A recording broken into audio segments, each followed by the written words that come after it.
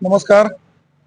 आज खरं तर खालुंबरे गावातील इंडस्ट्री एरियामध्ये एक ग्रामपंचायत आणि एमआयडीसी या दोन्ही संस्थेची ज्या कंपनीने फसवणूक केली, अशा कंपनीच्या गेटच्या समोर आमचे सर्व ग्रामपंचायतचे प्रशासकीय अधिकारी असतील, त्याचबरोबर आमचे ग्रामसेवक असतील, गावातील सर्व ग्रामस्थ असतील, यांच्या माध्यमातून खरं तर या ठिकाणी पत्रकार परिषद घेण्याचा निर्णय आम्ही 2 दिवसापूर्वी या ठिकाणी घेतला.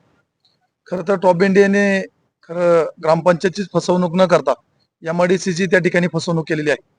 मागच्या 4 वर्षापूर्वी ग्रामपंचायतला त्यांनी एक उद्योग मंत्रालयाचं लेटर त्या ठिकाणी दिलं आणि त्या लेटरमध्ये त्यांनी त्या ठिकाणी नमूद केलं की इंडस्ट्रीने आम्हाला त्या ठिकाणी टॅक्स माफ केला. त्या पत्राच्या खोलावरती आम्ही सर्वजण पोहोचलो. परंतु उद्योग मंत्रालयाला असा कुठलाही पत्रव्यवहार जर करायचा असेल, तो प्रथमतः एमआयडीसीला द्यायला पाहिजे होता, त्यानंतर तो ग्रामपंचायतला यायला पाहिजे होता. परंतु त्यांनी उद्योग मंत्रालयातून डायरेक्ट लेटर आणलं आणि ग्रामपंचायतला त्या ठिकाणी दिलं.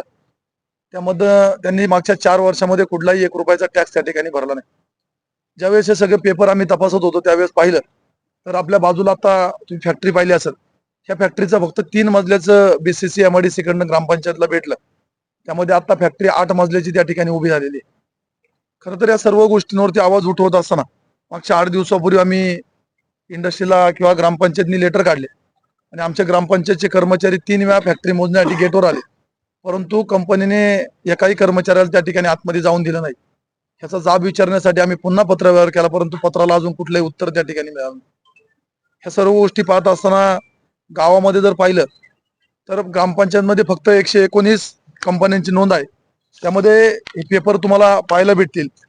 बऱ्याचशा कंपन्यांचे टॅक्स मागच्या 4-4, 5-5 वर्षापासून आलेले नाही. ग्रामपंचायत व्यवस्था चालणार कशी? जर तुम्ही पाहिलं 15 वित्त आयोगामधून एका माणसामागं लईतले 1000 रुपये गव्हर्नमेंट त्या ठिकाणी देतं. गावाची लोकसंख्या आता मतदार यादीला पाहिली 1905 लोकसंख्या आहे आणि गावामध्ये राहणारी लोक पाहिली तर 95,000 लोक कोरोनाच्या काळामध्ये आम्ही काउंटिंग केलं. 95,000 लोक गावामध्ये राहतात.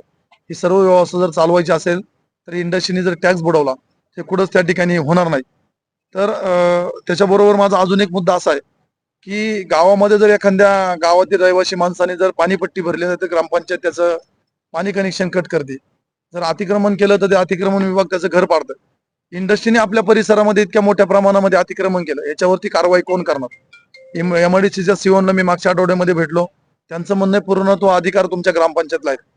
ग्रामपंचायतचा अधिकारी गेटवर गेला तर त्याला त्या ठिकाणी गेटच्या आतमध्ये एंट्री भेटत नाही. तर ह्याच्यावरती एमआयडीसीने कारवाई करायची का ग्रामपंचायतनी कारवाई करायची, असे खूप प्रश्न आमच्या सर्वांच्या पुढे आहेत.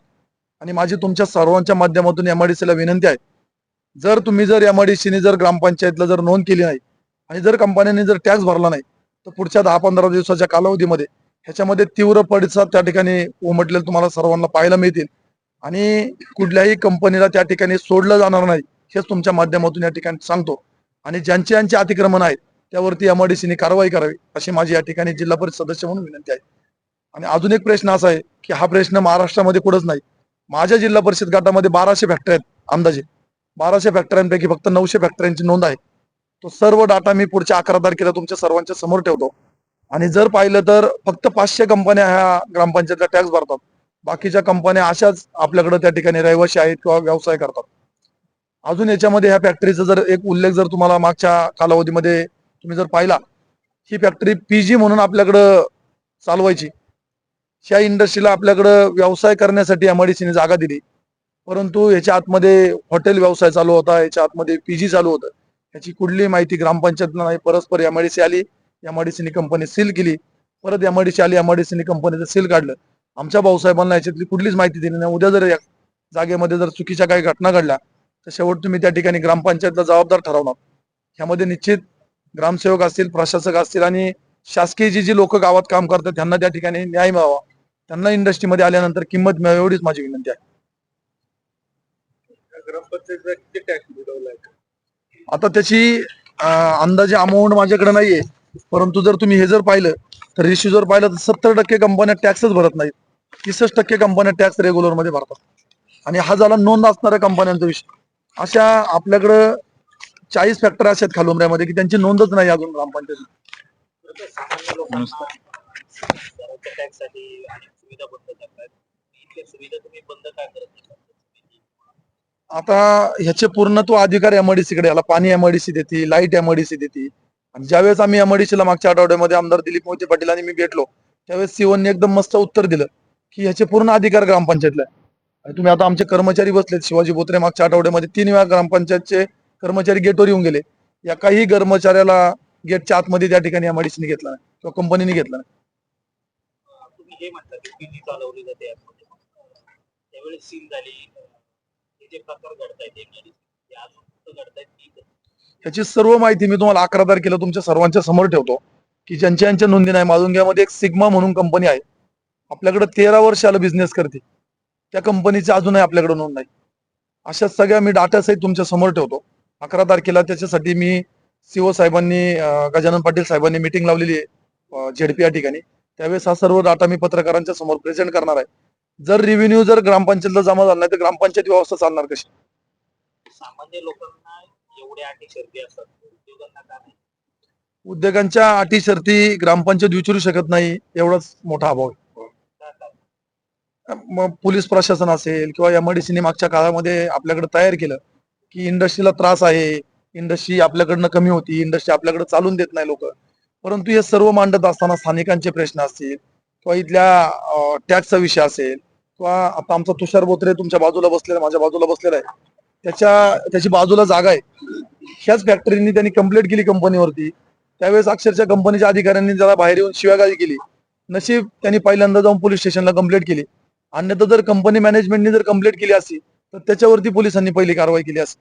असे खूप प्रश्न आहेत की लोकांचा आवाज दाबला जातो, स्थानिकांना बोलून दिलं जात नाही, स्थानिकांनी प्रश्न मांडायचे कसे, आणि कंपनी प्रशासन कंपनीच्या गेटच्या आतमध्ये कोणाला येऊन देत नाही.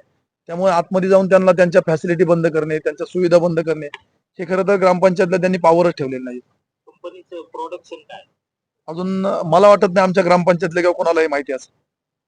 आणि या नक्की या कंपनीचा किती टॅक्स थकवले आणि ते पत्र दिले, इंजिनियरांनी पत्र दिले त्याच्यात त्यांचं आहे किती टॅक्स आतापर्यंत टॉप ब्रँड इंडियाने 2020-21 पासून ते आतापर्यंत 1,24,00,000 रुपये टॅक्स फक्त टॉप ब्रँड इंडियाचा थकलेला आहे. आता पुढची दिशा कशी राहील? आता याच्यावरती 11 तारखेला आम्हाला एमआयडीसीने सांगायचं की याच्यावर काय कारवाई करायची. आमचे 2 पत्रव्यवहार यांच्या बरोबर झालेले आहेत.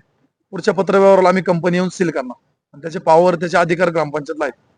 परत पुढचा प्रश्न असा निर्माण होईल की कामगारांचा रोजगार, हे सगळे प्रश्न परत पुढे येतील कंपनीशी. हे सगळं केस कसं का? सर आता याच्यामध्ये 2 गोष्टी आहेत. एकतर कामगारांचा रोजगार जाणार आहे, परंतु ज्यावेळेस एखाद्या गावामध्ये ही कंपनी येते त्यावेळेस गावच्या भौतिक गरजा ज्या असतात, गावची शाळा असेल, गावचं पाणी व्यवस्था असेल, गावचा ड्रेनेजचा प्रश्न असेल, कचरा व्यवस्था असेल, ह्या सर्वावरती आम्हाला स्थानिक म्हणून त्या ठिकाणी संघर्ष करावा लागतो. हे सर्व चालवण्यासाठी कंपनीने टॅक्स भरणं गरजेचं आहे. तुमच्या जिल्हा परिषद गटामध्ये अशा किती कंपन्या असतील का याचा असा प्रॉब्लेम? माझ्याकडं- हा विषय घेणार का फक्त खालुंबरे पुरतं? मी आता मागच्या आठवड्यामध्ये सर्व ग्रामपंचायतला त्या ठिकाणी ग्रामसेवकांना लेटर दिलंय. तुम्ही जर आता माहिती घेतली तर सगळ्या इंडस्ट्रीची धावपळ चालू आहे. ज्यांची बीसी नाही ते बीसीसी घ्यायला पाहतात, ज्यांनी मेजरमेंट घेऊन दिले नाही ते मेजरमेंट घ्यायच्या मागे लागलेत. सर्व भाऊसाहेबांनी आता त्यांना लेटर काढले. तुम्हाला 11 तारखेला हे डाटा सहित मी तुमच्या समोर मांडेल. परंतु आता रेशो 60-40 आहे. 60% इंडस्ट्रीची नोंद आहे, 40% इंडस्ट्रीची आता ग्रामपंचायत मध्ये नोंद आहे.